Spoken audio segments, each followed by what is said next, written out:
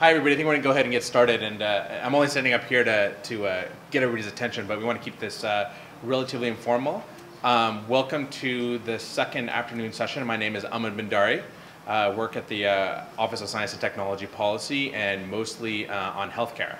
But we've got a great panel today across sectors, and so I'm excited to hear about the learnings from the energy space, the healthcare space, as well as thinking about broadband infrastructure across the country. And so what we're going to do is we're going to do 5 to 10 minute presentations, and then we're going to take questions after all the presentations are concluded. So if you could just take notes on what your questions might be, that would be great. And so with that, I just want to do some very brief introductions and set the stage a little bit for the panelists who we have. First up, we're going to have Matthew Loveless from Department of Energy, who's running the first apps for energy contest at DOE. And hopefully not the last, as I said to him. And so great to have somebody here who's thinking about this from the earliest stages and what they're going through.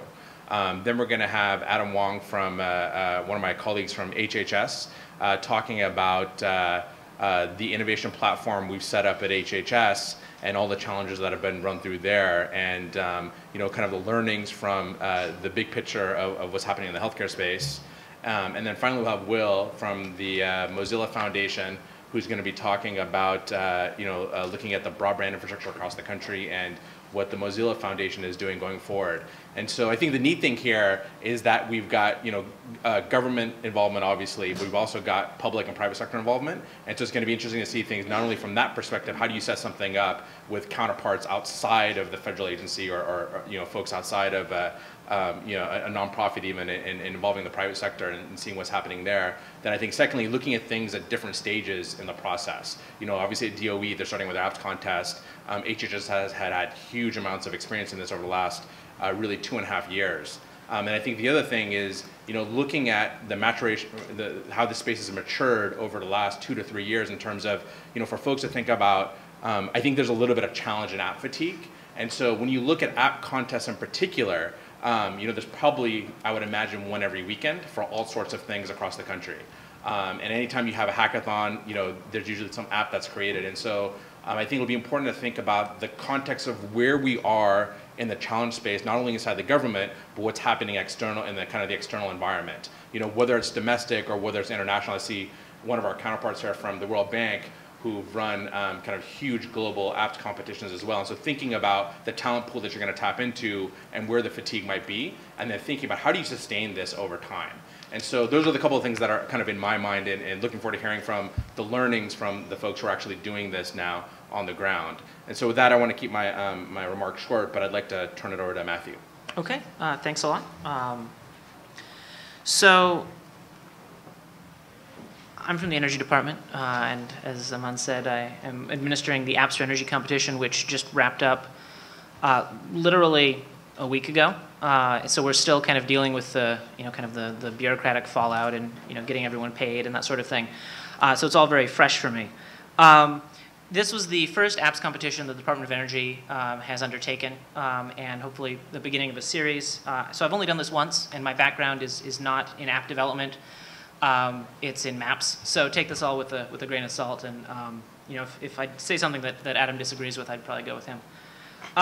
So this was intended to be a cheap, kind of low-profile pilot program for the Department of Energy. And then I ended up being too good at raising money. So that didn't quite work out. Basically, we had a new resource. We had a source of data called Green Button, which is a standardized method for looking at residential and commercial energy usage. So over the course of every 15 minutes or every hour, you can see how much electricity is being used by a house or by a building. And so what we wanted to do is challenge developers to provide a slate of free apps that utility customers could use to analyze that data to make better decisions to save money and energy. We wanted to increase the visibility of that standard within the developer community. So both within the energy sector and outside of it, we want to make sure that as many people as possible had some experience or at least knew that this resource existed. And then we wanted to help customers understand the value of this data. I mean, a big challenge in looking at smart grid generally is just like, what is the value of smart grid data to utility customers as opposed to utilities? And then also because this was essentially a pilot program, we wanted to document it for DOE so that we can do it again and we can do it more easily. So I'm just going to briefly talk about the structure of the competition and some lessons, and then I want to focus on your guys' questions later on, so I'll try and be quick. So we offered $100,000 as a total prize purse, which is small potatoes compared to a lot of the prizes you've heard talked about here, but is a lot for an apps competition, and I can talk a little bit more about that later. $30,000 for the top prize, the prize purse was spread over 7 winners total. Half of that prize came from the Department of Energy, and the other half came from private partners, a utility and a smart meter manufacturer that worked with us on the prize. The competition was 6 weeks, 6 weeks long, a 6-week development sprint followed by about a week of judging. Don't do that; that was too short. But it was very quick. So it was April 5th to May 22nd, and the competition was only open to U.S. Developers and organizations based in the United States. That was basically just built off of a model established by other agencies, where in many cases they require U.S. citizenship or permanent residency. I don't know if that's a good idea or not, but it seemed like a good model to go with. And then the mix of ultimate submissions were split about 50-50 between existing energy sector apps, essentially people bolting green button data onto an existing tool, and entirely new creations, so apps that had not existed prior to that competition. So in terms of logistics, in addition to my time, we ended up spending just $3,000 or $4,000 on the competition. This is in addition to the prize money. So in terms of operational costs, it was very inexpensive, which was definitely one of my goals. So after 6 weeks of aggressive outreach and development, we ended up with 57 eligible apps. I'd say about half of them were good, of like really high quality. Some of the other half, they weren't worthless, but they certainly were not something where I felt like they added any substantial value to the American public. For the top apps, the top 3, just in terms of did we get apps we're happy with, I'm ecstatic, honestly. Like I think among the top 3 that we awarded prizes to, they're fantastic. And they actually are really, really useful, and I hope that we're able to support them and turn them into a real service. Perhaps more importantly, we've built a community of several hundred developers that have used this green button data service that the utilities put together. They've provided feedback on it, and they've kind of gone through the process of employing that data in a live application. All of the apps are free to consumers, and we don't own any of the intellectual property. That stayed with the developers, which I think is basically standard for apps competitions. And then the main point that I want to make about this is that in thinking about this competition and going and looking at the results and looking at what we've gotten out of it as a department, is that apps competitions are not at all about the apps. What's really important about these competitions and what made it really valuable to us as a department were several things that had very little to do with the actual submissions. And the reason for that is that apps have an extremely low barrier to entry. It's super, super easy to make apps, which is why people were able to build really good applications over the course of about 5 weeks. So if you're thinking about an apps competition primarily because you need to get apps out of it, you might be thinking about it the wrong way, because if your idea is so good, why doesn't that app exist already? So identify some, this has been mentioned in a couple of other panels, but identify some kind of market failure, identify some reason why your competition should exist that doesn't have anything to do with a specific app that you want to come out of it. In our case, the Green Button program was implemented by utilities in January, and we announced the competition in April. And for a number of reasons, the data is kind of a pain to work with. So we saw both the difficulty of working with the standard, the relatively small number of consumers who currently have access to it, right? We have commitments from 31 million, or utilities who have 31 million customers, actual implementation from more like 6. So a relatively small population, difficult to work with the data, and it's brand new. Those all seem like excellent reasons to run a competition, none of which have to do with the actual apps that come out of it. So what did we get if we didn't get apps? Well, we did get apps, but if we hadn't gotten apps, we still would get the community around that tool, right? Now, even if you don't get the app you're looking for around the data set or the API that you're publicizing, that's now, these are now developers who have other developer friends who know how to use that tool, have experience with it, and who will use it again. And it'll just incorporate it into other work, and just know that if you want to build an app that incorporates electricity usage data from something approximating a third of the households in the United States, you can do that. There's a resource available for you for that. Also, publicizing that ties into the supporting the community, but also just making other utilities and utility customers aware of this resource and using this as a vehicle for promotion. I'm from the Office of Public Affairs. Let me know if it shows.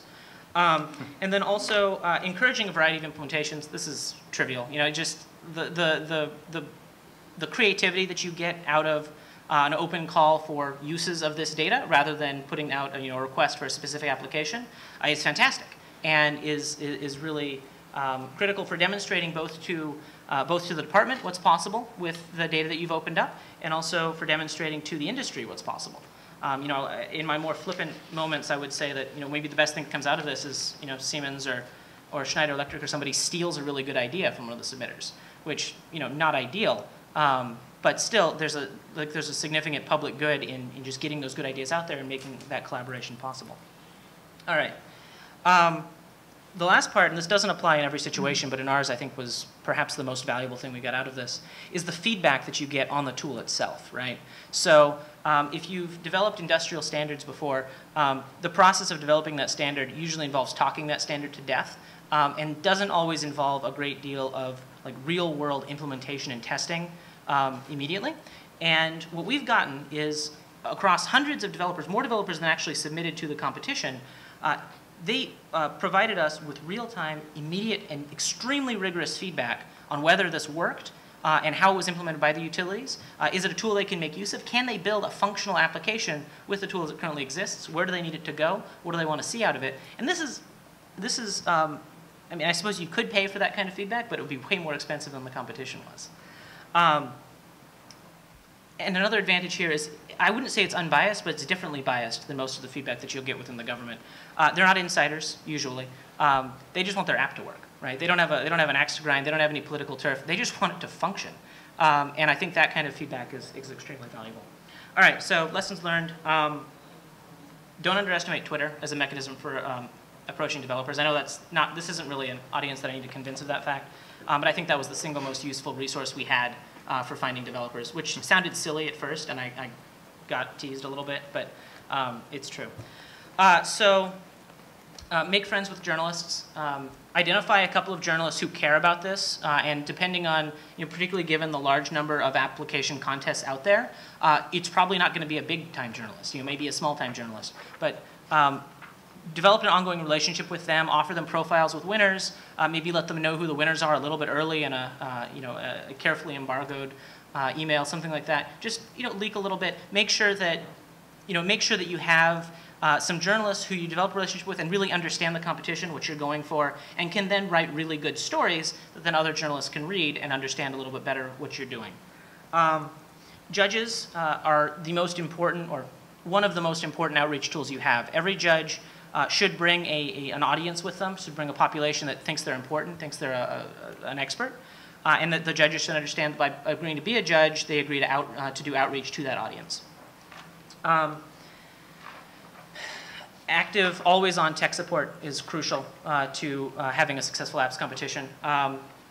In general, people who are submitting these apps, it's not their day job, so they're going to be working on them evenings, weekends. You need to be able to respond to them immediately and make sure that they can continue moving along and continue working if they run into a problem at 11 o'clock on Saturday. Something entirely related to that, seriously consider hiring somebody to run a competition. I ran it on the cheap, but I've put in some seriously crazy hours for the last couple of months. So if you have somebody in your department who's willing to do that, fantastic. But if you don't, then maybe Adam or Will could talk a little bit more about this. But there are some really good companies who are very good at running these competitions. And I would say that just because I did it on the cheap, I wouldn't necessarily recommend that for the next one. All right. Hackathons, but that's obvious. Hackathons provide a great opportunity to form teams, vet ideas, a little collaboration. If you have a popular vote, which I recommend you do, hire somebody unrelated to the administration of the competition to vet the winners, because popular votes just attract cheating and fraud massively. And I think that the best way around that is just to not be personally responsible for vetting those winners. That's just not something you should have to deal with. But do have a popular vote, and maybe don't offer a cash prize. I think that would limit the amount of fraud. Student participation, I thought that would be a gimme. It's actually really hard. Don't schedule a competition during finals, that's bad. Also, build relationships with universities in advance, right? Work with universities, say, you're going to form a team, and make sure that they know it, they're on it, they're working on it. Don't think that you can just email all of the student energy clubs and CS professors in the country and get a decent response. We thought we could, and we didn't. Also, maybe your prize is just cooler, and that'll help too. Don't offer too much money. If I had it all to do over, I would probably do about half of the $100,000 that we did. I think that given the low barriers to entry in apps creation, you don't want to over reward the developers for something which is not necessarily that hard, because it's not necessarily that hard and it will be extremely profitable if they're truly successful, they don't necessarily need that additional financial incentive. So I would have probably offered less money if I had it to do over. That said, I think the apps that won were extremely deserving. I don't feel bad in the slightest about the apps that won prizes. I think they deserve every penny, but I think we could have potentially done with less. And then I would say that the other way I would change the prizes is I would offer more prizes. So try to spread it around a little bit more. That's a very risky decision, and 20/20 hindsight and all. But maybe adding something along the lines of, at the judge's discretion, they can award, say, an additional 7 honorable mention prizes. And then if you get a lot of apps that are all pretty good, you have some way of recognizing them, highlighting them in the structure of the competition. But if you get just, if all you get are the 3 that are amazing and the rest, you really don't feel like highlighting, then you don't feel beholden to that. It's in the structure of the competition. That's an optional component. So I'd strongly recommend having some way of expanding the prize tier to account for that. All right, those are kind of my basic takeaways in structure of the competition. So I don't Great, thanks very much for that, Matthew. And good to hear a lot of the counterintuitive points, from using Twitter to the fraud and cheating to don't assume that people are going to want to enter yours because there's so many app contests out there. And so it's obviously something to keep in mind is, and it's not about the app sometimes. And so great to hear about that. Let me turn it over to hear about Health and Human Services and the machinery that's been built there, because I think one of the things that you touched upon is this entire machinery that goes around actually doing the app contest, which is going to be critical to the success of what you get out of it, from building the community itself, obviously, to the app itself, and then going on to sustainability. And so at HHS, there's been this incredible machinery that's been put around what we've been trying to do there in terms of our open innovation strategy. So turn it over to you, Adam. Okay, thanks, Aman. My name is Adam Wong. I'm the project officer for the Investing in Innovation, or I2 project at the Office of the National Coordinator for Health Information Technology. The I2 program was conceived in early 2010 as a way of engaging the entire nation in the spirit of encouraging innovation in the sector of healthcare and health IT, and tapping the knowledge of all those individuals who have never worked before with the federal government. We believe that I2 and other challenge and prize programs are going to lead to a host of technologies and innovations that are going to improve the health of Americans. Our goals are to achieve better health, better care, and better value through quality improvement. And there are a number of ways that we're trying to achieve these goals. First, we want to shine a spotlight on specific programs, areas that are in need of development, and other health IT issues. We're trying to build a community of solvers, not only of those people who are already established within the health IT sector, but those who are new to HIT, and also to the more entrepreneurial, innovative efforts of the federal government. Lastly, we want to stimulate private sector investment and really feel like the innovations that come out of the I2 program are going to find bridges to sustainability after prizes have been awarded. Our I2 challenges have covered a range of different topics and solutions, and about half of them have actually been of the consumer app variety. The 5 of these that we've completed have been on topics that include cardiovascular health, the transitioning care settings, and the opening up and mashing up of public health data. And I want to kind of highlight 2 in particular. The first is the Ensuring Safe Transitions from Hospital to Home challenge. which was a collaboration between ONC and the Partnership for Patients, which is a public-private partnership whose intent is to improve the quality, safety, and affordability of healthcare. The challenge was to create an intuitive, easy-to-use tool that helped individuals make the transition between care settings, like from a hospital to a nursing home, and make sure that they have all the information that they need about their condition, their medications, their post-discharge, and their post-discharge plan, among other things. After launching at an event that was targeted specifically to those in the care transitions community, we ended up garnering the highest number of submissions that we've had for an app creation challenge with 29. The winner was a small North Carolina company called Axial Exchange, whose iPad app basically did all the functions that we asked for and even added functionality such as educational quizzes that educate the user and added the ability to schedule the delivery of medical equipment. They won $25,000 for their efforts, and they've gone on to have their software installed in 4 hospitals and have received inquiries from over 100 others. The other challenge that I want to highlight was the using public data for cancer prevention and control, which was a collaboration this time with the National Cancer Institute, different from the one that Todd referred to in his remarks earlier today. The intent for this challenge was to create an app that tackled a problem on the cancer control continuum that is faced by consumers, clinicians, or researchers, and to use public data in this particular app. It was our first challenge, so we were still kind of getting the hang of things, and we actually only ended up with 13 submissions. But we did have 2 winners who each won $30,000. One of these was a company called Trial X, who created a website called Ask Dory that hugely simplified the process of connecting cancer patients with clinical trials. Since then, since the announcement of them as one of the winners in January, they've gone on to work with over a dozen provider organizations, including the pretty well-renowned Cleveland Clinic. The success of these and our other challenges has given us kind of a standard operating procedure on how to move forward with app challenges. Generally, our first place prizes are in the $10,000 to $50,000 range.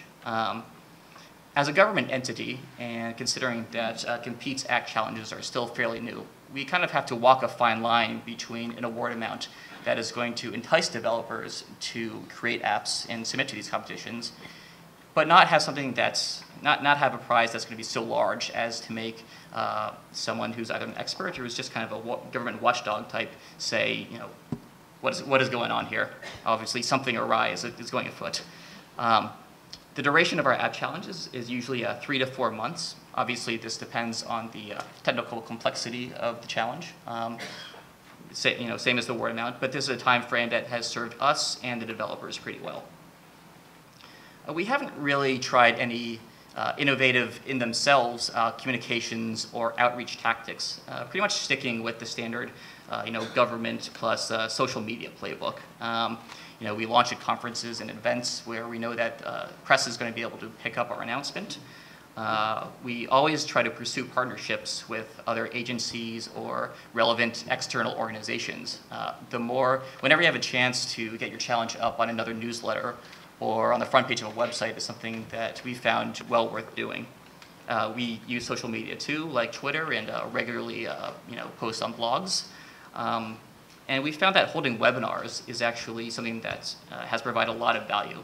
It gives us another chance to communicate about the challenge. It gives us a chance to answer questions directly from the people who we think are going to submit.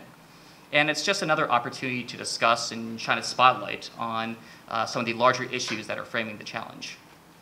So I think for us, it really comes down to reaching eyes and ears. The basic calculus, of course, is the more people who learn about the challenge, the more who enter. And the more who enter, the greater the chance that we're going to see a really innovative submission. So what kind of people do we see submitting for these challenges? I think for the most part, for us, it's been these small startup type companies, and even some groups of people who either are still in or who have just completed grad school. Unsurprisingly, at these award amounts, we don't really see any submissions from large industry leaders or in the big name tech companies. But I think that's a good thing, if especially if their solutions are just going to, sit on the back burner until, as they tend to their other larger, profit-generating activities.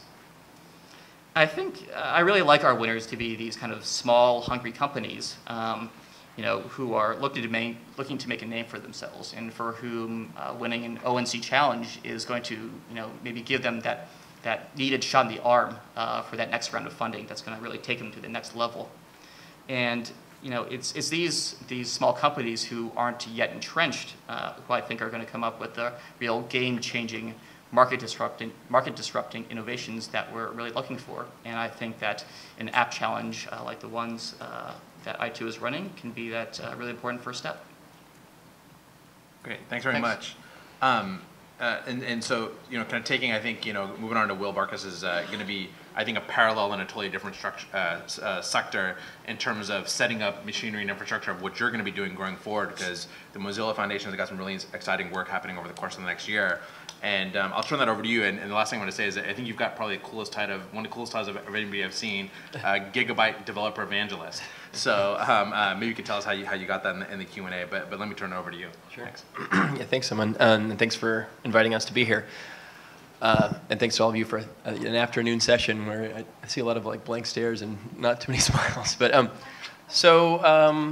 I guess everyone probably knows who Mozilla is. I mean, we're most famous as the makers of Firefox, the web browser used by something like 400 million people at this point. And I would say that our approach to apps challenges is a little different than most other organizations, and it's kind of built on this, we call it an open challenge or open innovation challenge model.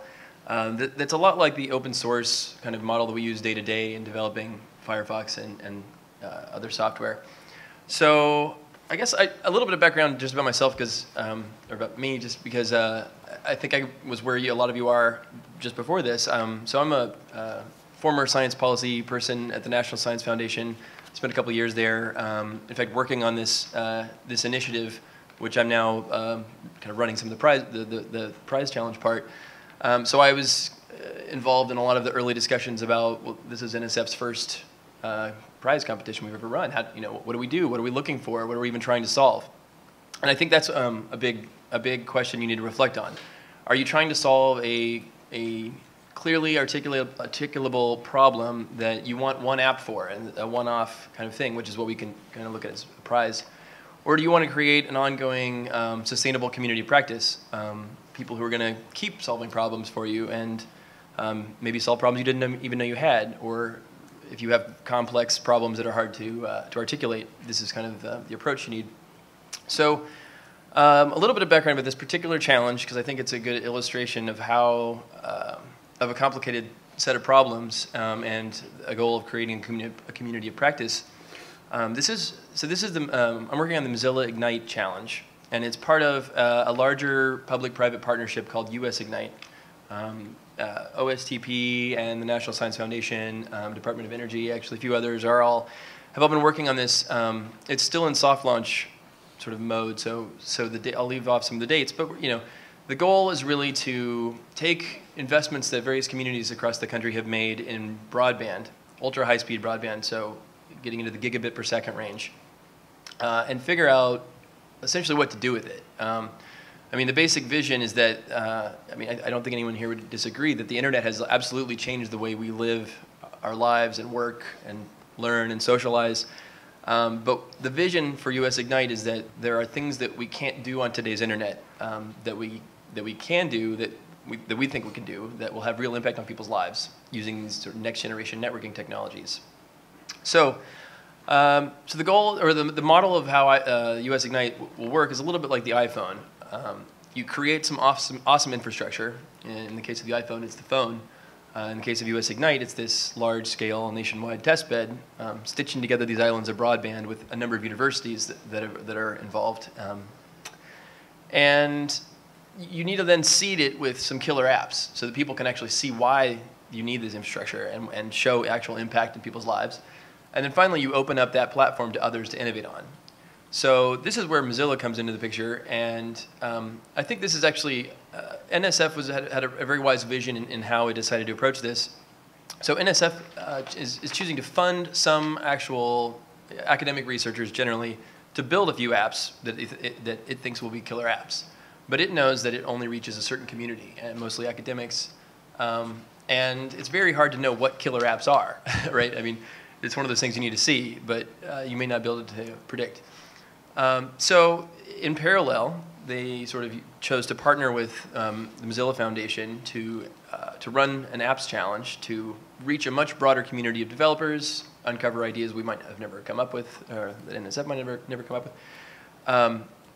So we partnered together. And one thing I would say, actually coming from the federal perspective, is that the legal instrument we used was a cooperative agreement, which I think was really important in helping this be a deep partnership between NSF and the Mozilla Foundation. So depending on what you're looking for, because NSF, like I said, hasn't run these competitions before, and they wanted to learn as much as they could about how to do it. So also, let me talk about Mozilla's model of open innovation challenges, because I think that's probably what you're most interested in hearing about, is how to actually do these things once you've decided to do them.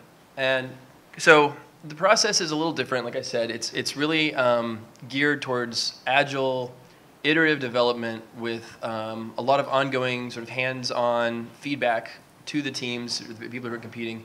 And so in this case, it's starting with a brainstorming phase, an ideation phase, depending on what you want to call it, where we reach out to the public at large, get a lot of attention, market this broadly, essentially capture the public's imagination, and get actual ideas submissions and build up, create a sort of online virtual place for dialogue about, what are the real world problems you're seeing in your community or in your clinic or your school that you think could be solved.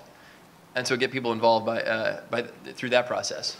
So that sort of feeds into the first round of how we're running this challenge, which is a selection to pick teams to bring in. So it's open, anyone can apply, but we're actually targeting people who have well-formulated ideas, well-articulated plans for an application. I'm talking like computer application. So that you can target your resources a little bit more effectively. And so then what happens in the challenge, in this open innovation challenge model, is we run a quick sort of code sprint for a few weeks, 3 weeks, to try and actually get some very sort of mock-up-y prototypes. Then there's a round of judging. So one very important piece of the Mozilla model is that the judges have to be sort of domain experts or technologists with a great vision, but they're very involved in saying, you two teams are working on very similar ideas. Let's kill that one and move to this one. And it's kind of very fluid, and they have a certain set of money that they can allocate kind of along this iterative process. So initially, it's 3 weeks, $85,000. The total budget for this is a $500,000 prize pool. Then we go into a longer 6-week phase. Again, each of these phases is open to new teams, but the plan is that you really reward ongoing development with the money as opposed to just a prize at the end after you're done completing something. So it allows it to be fluid, allows it to be iterative, kind of agile. So that's a 6-week process, and then those teams who have the best, who are the judges will pick again and give more feedback. Those teams that want to go on to the third round will go on, and it's the final round that's actually a 10-week round. And by the end of that, we want to see a real beta, user-testable prototype that we can actually try out in the real world. And of course, some of the mechanisms. Of course, we do hackfests, idea jams. Mozilla likes to use a lot of fun expressions, but to get people to know each other and build community and actually interact in person. So we're doing hackfests, on each coast to build community. And I would say one of the really important pieces of this is broader community engagement. And maybe this challenge is somewhat unique in that we're trying to do apps in health and apps in energy and transportation and education. And a lot of those areas, it's very hard to actually create a killer app without having clinicians involved and a clinic where you can try stuff out. And people, the policymakers who are going to help clear all the hurdles that that are there with HIPAA and other hospital regulations or whatever it is. So it really takes a lot of people. And so there's a lot more community building that you need to do than you think there is. So I think picking an organization to partner with or building your own internal capacity to do that kind of community building is really important. I think will add to the long-term success of your endeavor. And so I guess the last thing I would say is think about whether you're trying to create a one-off solution to a problem you know and can articulate, or whether you're really trying to create a sustainable community of practice for ongoing solutions.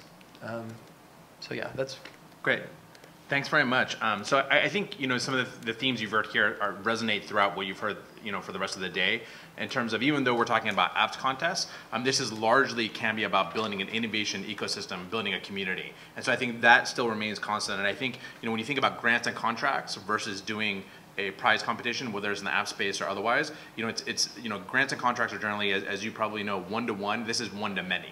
And so that still holds here. And I think getting the ripple effect that you get out of doing this, even with the apps contest, is something that you can't underestimate. Whether it's in the feedback or the community that you build, or servicing people who you never would have talked to before, or some of the other effects that come out of this. And so I think Matthew started off talking about this ripple effect of unintended consequences, or maybe you in a good way, or you hadn't seen before. Saying it's not about the app, and in terms of communicating that to people who may not understand what you're trying to do with an apps contest.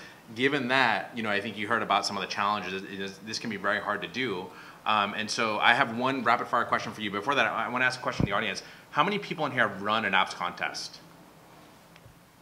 It's a fair amount. How many people in here are thinking about running one within the next 12 months? Okay, great.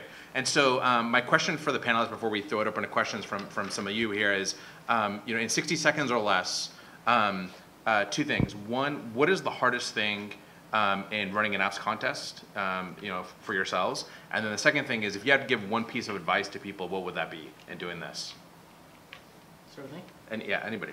Okay, so hardest thing with running apps competition is just doing outreach to make sure you get enough good apps and then waiting to see that you do. I mean, I think the amount of risk there is an anathema to government, usually. And one piece of, if you had to give a singular piece of advice to somebody who's starting, or if you were starting all over again? Gosh, a single piece of advice. I would say that work very carefully on building partnerships in advance of announcing the competition. I think that's the most important thing, and that can take a lot of the risk out of this. That if you have a wide enough set of partners, not just around operating the competition, but also around people who are planning on submitting and tell you in advance, then you can mitigate some of the risk that is associated with a competition like this. I think one of the biggest challenges that I've found is the reviewing and judging process. No matter how specifically you define your criteria, every judge that you bring in, especially if they're people who have worked in the sector for a long time, are going to bring in their own interpretations of what you want to see and then what they want to see. So I would say just try to make sure that you've got your reviewers in line with what you want them to be evaluating. And as far as the piece of advice, I would just say think big and try not to be too specific in what you are requesting from your potential solvers. I think if you keep it open, then you really let the solvers do the work, and I think that's where you're going to see all those really game-changing type innovations that you didn't really think of yourself. Yeah, I think I'm going to kind of reiterate what Matthew said. I think building partnerships ahead of time, thinking about internal stakeholders like within your agency. We brought on the legal team and the policy team really early on and worked with them a lot, and that I think was really important in making this actually happen. But also then, and maybe this is somewhat unique in that we're trying to develop a technology platform as opposed to, say, opening up a data set. No, I think that's probably true even in this, is that getting the right resources in terms of just access to the data, the equipment, the technology, and access to the right users and infrastructure, and building all of this is really complicated. So work hard on the partnerships, I think, is probably the biggest piece of advice. Okay, thanks. Yeah, please, questions from the audience. Looks like we have one here. So, well, about the idea jam. What does that look like, and do you go in, is it specifically about the challenge, or is it really just to generate ideas? Yeah, I do want to repeat the questions for people who can hear and for if there's taping. So basically the question is, well, what's an idea jam and how did you utilize that mechanism? Yeah. They can, typically it's just a one evening kind of event, like maybe 2 or 3 hours. And I think it kind of depends on the community where you're doing it and what problems they want to identify. So, if you have a, sort of a healthcare focused community, like Todd Park mentioned Lafayette, Louisiana earlier, the stakeholders there, the local people who are going to be in the longer run supportive, like by providing, money and, maybe venture capital support, other kind of incubation, access to technology, access to patients, those kinds of things. They have a set of problems, and so they'll maybe kind of say to some extent, almost like an advertisement of what their resources are. Here are our problems, and here's what we want to solve. But then you pretty quickly break out into, that's maybe half an hour, and you break out into small group sessions, and 5 or 6, 8 people, and just let people brainstorm. But you kind of want them to, and you need a good facilitator. So this is one thing I think would also recommend for both Idea Jams and Hackfests, is that you get a really a good facilitator who can keep people focused, keep people inspired, get something out of them at the end, so that you actually have not just a bunch of random ideas, but you actually take a few of those maybe and run with them a little more, or even narrow it to one in a group and really push it a little more into. What do you do with the results? What do you feed it into? Yeah, you can, I guess, put it up on, in the case of this current challenge, put it up on the website itself, the Mozilla Ignite website, which sort of advertises your idea to the world, gets people to go and give feedback on the ideas. A few of those ideas will actually win up to, the prize pool is $15,000 and some recognition, like People's Choice Awards, which I agree, don't give money to.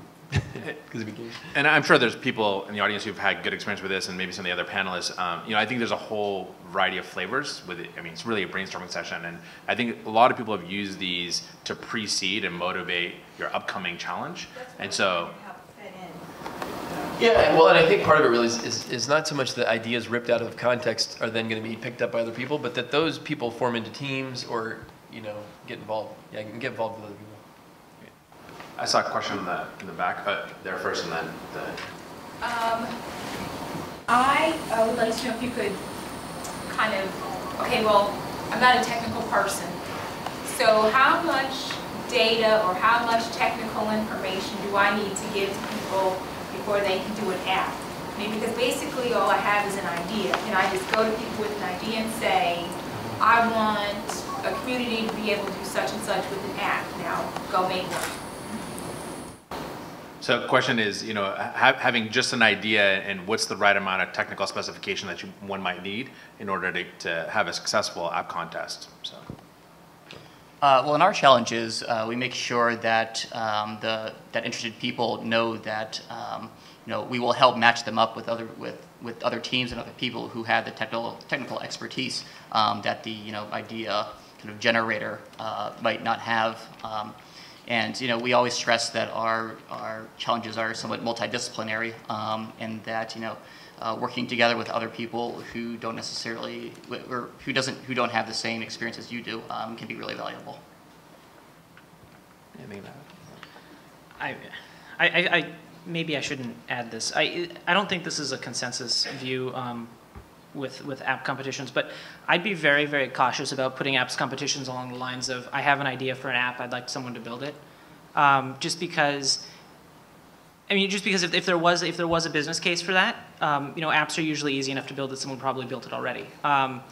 And so that's like what I would see as the seed for an app competition more generally would be a tool or a service or something that you now have. Like let's say that someone on your team has put together a data set that doesn't exist anywhere else on the planet, right? Whether it's health about a particular population, or looking at energy usage across residential homes, that sort of thing. Like some tool or service that could do a lot of good in the world if it were applied appropriately. I would see that as an amazing seed for a competition.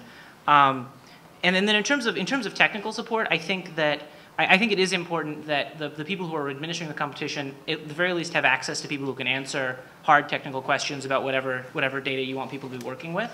But that doesn't need to be you.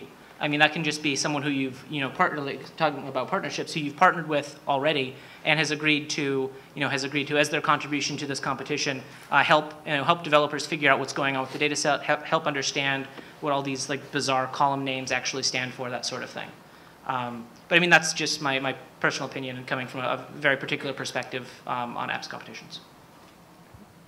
I would add one more thing, which is that I think you need to think about how committed to the problem you are for the long. If you're going to be in it for the long haul and you can show that to the community, then I think you probably could be okay starting out with less technical certainty about what you want. But you need to be committed and make them believe you're committed. I think with the Mozilla developer community is they want to get in and like actually make something pretty quickly. Like I said, we use these cheesy expressions, but one of them is less yak, more hack, and they like to just get in there and like start making things. And so if they can't do that, or if they really have to do a lot of engineering, you probably get fewer people. You probably have to put up more resources in some way, and it would take longer, I would imagine, to get something. Great. Here and then we'll go here. So Carl Becker with the COECI with NASA, and I'd just like to make a comment, then I want to address a question about the judging. One of the approaches that we've used for cases where we have gee, I've got a great idea, can we make an app from it, is do an iterative set of contests where we look for, I'll say, a ideation kind of thing, and then refining through a requirements process. So the actual developers, when the app gets to develop, we have a very relatively detailed list of requirements, and we score those things against the requirements. So now's my question is how can if your final stage and you do it against a very objective set of requirements, which can sort of, I'll say, automatically be scored, why do you have problems with judges at that stage? I can see having problems with judges, being kind of all over the map with ideation. We've been there, done that, but at the tail end, they should be validating that the scorecard produced the best valuation. So I wonder if you could address your judging problems in that scenario. I didn't mean to imply that we have had problems, but sometimes it can just be. Sometimes it's just kind of a hurdle that we need to get over on the specific viewpoints of some of our maybe more opinionated reviewers. We try to recruit people who are experts or have worked for a long time in the particular industry, or in the area that the app kind of covers. And some of these people have developed very specific, unique views of what they expect to see from some of these solutions. But I mean, it's something that can be dealt with. But I think it's more something that needs to be looked out for. Are your criteria subjective or objective? Do you allow the subjectivity for the judges to inject that? Well, we try to specify the criteria. Usually we'll have 6, or roughly 5 to 8 general criteria, and each of those will have 3 or 4 kind of sub questions that we think will try and direct the reviewers in the right direction. And I think for the most part that works pretty well. But we do sometimes get questions, or still receive scoring sheets that kind of make us look at it and say, oh, they kind of missed the point a little bit here. What were you thinking? Yeah. Just one thing to add, and I think this is specific to apps competitions as a contrast with more technical competitions. There are elements of application development that are effectively subjective. Ranging from user experience to what you view the potential impact of this application being if it is widely used. What are the odds that it will become widely used? I would say that those in judging the apps for energy, we had one person who's a CEO of a web design firm, another person who's a venture capitalist. Like what we're looking for from these judges is their subjective experience in this area to an extent, in evaluating these applications, especially in areas where it's very difficult to provide very concrete standards for those apps. I think there's a question over here, and then we'll go to the other side of the room. Yeah, especially Adam and Will, you talked about linking up subject matter experts who really know the topic with the technologists. And I'm just wondering, what are some of the effective ways that you do that? Is it self-selection? Is it through these idea jams? How do you get these people linked up so that they can collaborate? So yeah, so just to repeat the question is how do you bring these communities together who normally don't work together, the technologists and then the subject matter experts, which is I think one of the great outcomes of doing an apps contest is that those communities don't normally talk to one another. So. I mean, in our case, I mean Mozilla has a pretty good brand recognition, so we can get some higher profile judges, you know, and OSTP can twist some arms as well, and we, you know. So it's not too hard to get judges in the technical space. I think it's, in this particular challenge, it's a little hard because we're reaching out into a lot of different communities, these islands of broadband, and you know we want to have test beds to try stuff out in those communities. And we actually have another role that's we call a mentor. That's not, I mean they don't judge obviously, but they act a little bit like judges, except for they don't have any decision on who gets money. But they give, you know, feedback to the teams. I feel pretty fortunate in this regard because working at ONC, we have a lot of access to both subject matter experts and also people who are much more involved in the technical side of things. So, I mean, I really benefit a lot from my colleagues at work, just, you know, knowing, you know, having connections to all these different communities and knowing who the best people should be. In addition, you know, we try to partner with, you know, other agencies or, you know, external organizations, you know, for just about every challenge. And they all bring to the table, you know, more people who are really, you know, directly involved in the, you know, these areas that we're trying to impact. There's one question there, and then we'll go to Richard, and then we'll come back. So. Quick question for Adam. Is there a reason why you didn't take a license in the technology that was developed on your apps challenge? You mentioned that earlier. Well, our general IP policy is, you know, we have a, you know, a non-exclusive, a 1-year non-exclusive license to either use the app or you know, promote it, use it in, you know, promotional materials for 1 year, and then, you know, the IP, the actual, you know, stays with the app creator. So you take a 1-year non-exclusive license? Yes. Mm-hmm. Okay. We did the same thing. We're highly encouraging people to use open source licenses, but we're not, I mean, it's not a requirement of our. Richard, and then we'll go. I had a question for Will. In terms of, you talked about the process of your competition, and you have multiple phases, and the judges are actually able to award some kind of financial support to teams that went wrong.